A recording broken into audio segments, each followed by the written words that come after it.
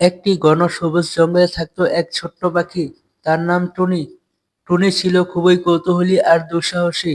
জঙ্গলের সব প্রাণী তাকে ভালোবাসতো, কিন্তু বাঘ মামাকে ভয় পেত। বাঘ মামা থাকতো একা। সে গর্জন করলেই সবাই দৌড়ে পালাতো। কিন্তু টুনি একদিন ভাবলো, এভাবে তো চলবে না। সবাই বাঘ মামাকে ভয় পায়, তাই তো ও আরো রাগী হয়ে উঠেছে। একদিন টুনি উড়ে গিয়ে বাঘ মামার গুহার সামনে গিয়ে ডাক দিল, বাঘ মামা, আপনি একা থাকেন কেন? বাঘ গর্জন করে উঠল, কারো সঙ্গে কথা বলতে ইচ্ছে করে না। টুনি বলল, কিন্তু একা থাকা তো মজার নয়।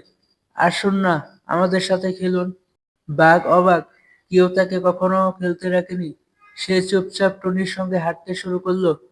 টুনি বাঘ মামাকে নিয়ে গেল বনমেলার মাঠে। কাঠবিড়ালি, বানর, খরগোশরা প্রথমে ভয় পেল, কিন্তু টুনি বলল, ভয় পেও না, বাঘ মামা আজ আমাদের বন্ধু। সবাই মিলে খেললো, খাওয়া দাওয়া করলো, গান গাইলো।